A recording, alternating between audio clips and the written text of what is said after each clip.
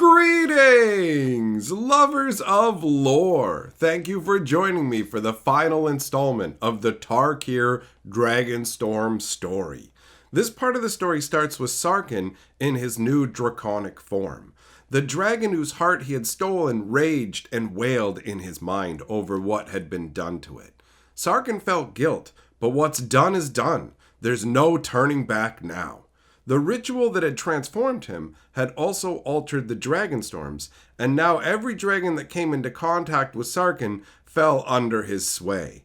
They worshipped him. He would do what was required to make sure Tarkir was ruled by dragons again. He just needed to destroy the temple. Its power rivaled his own, so it must be brought low.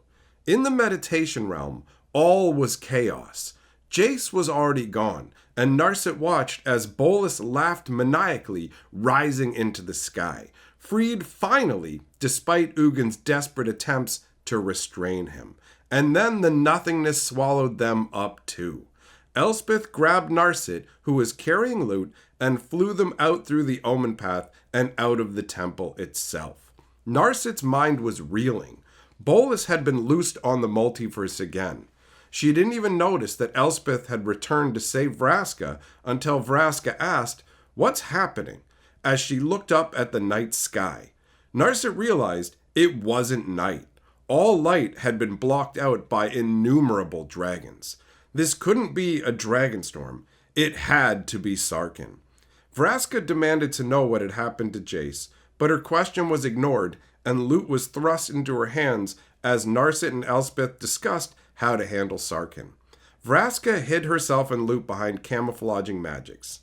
Elspeth flew to intercept Sarkhan. The sheer number of dragons arrayed filled her with dread. Narset was swept up in worrying. Worry for what would happen to Tarkir. Worry about Elspeth as she darted around Sarkhan, slashing at him. Narset fought the dragons attacking the temple. There were too many, and they were succeeding in their task. Narset accepted she was going to die, but not before Elspeth bested Sarkhan. A calm settled over Narset. Worry ceased. Centered like this, she became unstoppable. The dragons couldn't touch her. Abzan scouts had seen the tumultuous battle and had mobilized the clan. High above the battle, Ajani spotted Narset. She was fighting admirably, but an oily, strange-looking dragon was slithering from the temple to strike at her, and she hadn't noticed. Ajani finally shook free of the thoughts and guilt that plagued him. He leapt from the sky, hurtling earthward. Landing, he beheaded the horrific dragon as the Abzan dragons answered Sarkhan's horde. Elspeth was hard-pressed. Sarkhan had almost torn one of her wings. She was tired, an alien feeling to her now that she was an angel. Sarkhan bellowed, "Drop your sword. Your death will be painless." She was just buying time. She knew she couldn't win. Sarkhan opened his maw wide, preparing to devour her. But help came. Ajani called out to Sarkhan, "This isn't you, my friend." There was urgency in his tone as he saw Elspeth struggling to keep Sarkhan's jaw from closing down upon her. Sarkhan hesitated for a moment. He remembered Ajani.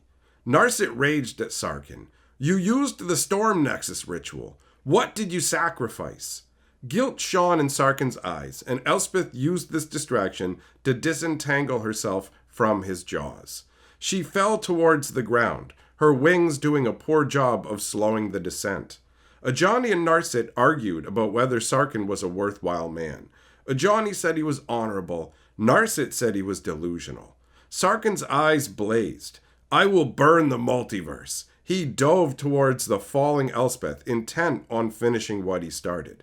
Ajani dove after Elspeth. His dragon was faster than Sarkhan. He caught her and pivoted away, narrowly missing immolation at the hands of Sarkhan's dragonfire. The Abzan forces had managed to bring the fight to the wild dragons. Both sides suffered serious losses. Sarkhan had to be stopped. Elspeth suggested that she and Ajani go for Sarkhan's eyes. They both knew the attempt would come at great cost, but Narset said she would go instead. She could read Sarkhan's patterns better. A powerful voice reverberated through the air. A single word. Enough! The wild dragons fled in terror at the sound. Ugin appeared. He was badly injured. Sarkhan raged and bathed Ugin in dragon flames, but Ugin was untouched. There was a sadness in his eyes as he returned the gesture. Ugin's dragon fire was pure ghost fire. Sarkhan's scales burned away, and his flesh charred. He dove into the Dragonstorm and was gone. Narset tried to speak to Ugin, but all he said was, Nicol Bolas is free. And somewhere else in the multiverse, Jace started to reform.